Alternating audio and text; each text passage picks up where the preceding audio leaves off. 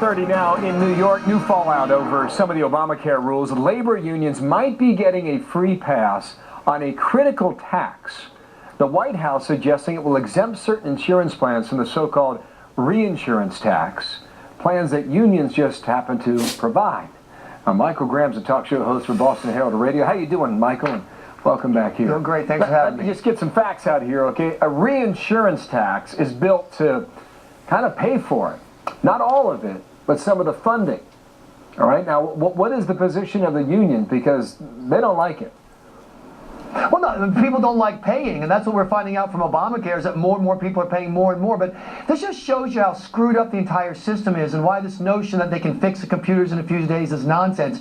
If you read the story, the plan is they need the money now because so many older folks and sicker folks are signing up, and young, healthy people are saying forget it or they can't get through on the computer. They need that money now. That's what the reinsurance fund is for. So they told them is, okay, since you're our friends, since you're FOOs, friends of Obama, we'll exempt you out of 2 of the 3 years, but the year we won't exempt is now, 2014, which, by the way, happens to be the year of the highest reinsurance tax. So it's true that the unions are getting a bill that you and I can't get, but they're still not getting the great deal that they were hoping. But the problem, Michael, the bigger issue is paying for it. Because if you don't think the math adds up now, the math is not going to add up after this, because that's intended to generate this short-term revenue under the law. I don't know. I asked a friend of mine who's an engineer and a very smart guy here in Massachusetts and a big Obama supporter, explain to me in theory how it's supposed to work, that you're going to say to people, sign up for insurance. Here's how it works. If you're healthy and young, you pay extra and you have to stand in line to do it. Or if you're sick and you really need the help and you pay nothing, you stand in line. You really think that the line of people paying in is going to be anywhere close to the line of the people getting out? Of course not. It'll be like saying, I open a restaurant, some people eat for free, other people pay twice as much for the food. That second group isn't going to eat there. Yeah. Well, the unions say their health care costs will go up. They're going to be paying more if they have to pay this reinsurance fee. Of course. Which I think applies like somebody has to pay more. Every second or third year. I'm already hearing from Democrats, though, that they don't like this idea. They don't think that's fair. Well, Bill, what do you think is going to happen when the House offers the Keep Your Health Plan Act next week, which, you know, and Democrats who are facing re-election next year are faced with the proposal? Are you going to vote in favor of what you've been promising your voters the last 3 years, or are you going to vote against what you were telling them, which is if you like your plan, you can keep your plan? Well, I think the House will make a point on that, but it's not going to go anywhere in the Senate after that. But if you're a House Democrat, in New Jersey, where Chris Christie just won, in Arkansas or Idaho, really, you're going to vote against that? I don't know, man. Interesting point. The point you made in the beginning, though, is that the friends of the administration are getting a hand up. Like whom? Mm-hmm.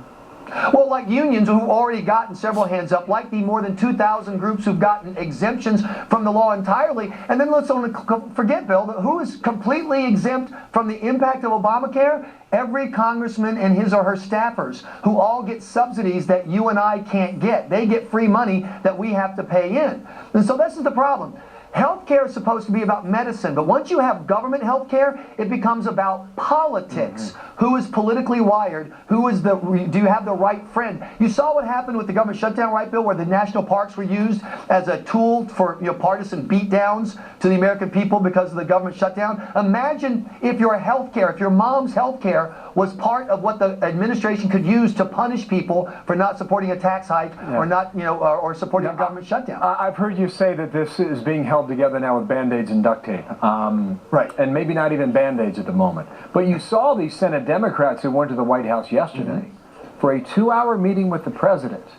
I mean, they have real concerns about next November. Now, ultimately, what do you think the administration does? What does the president decide here?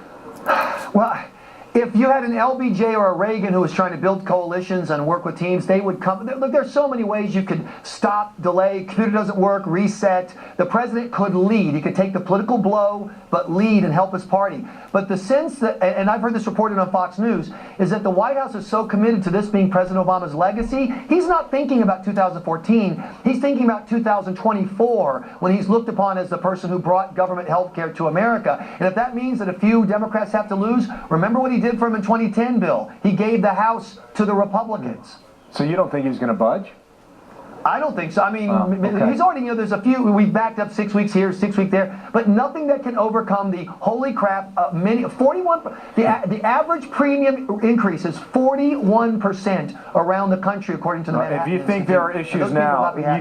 issues now, Michael, I mean, if you put some delays into this law now, there's big problems that come rolling after. Thank you, sir. Michael Graham, radio host there in Boston.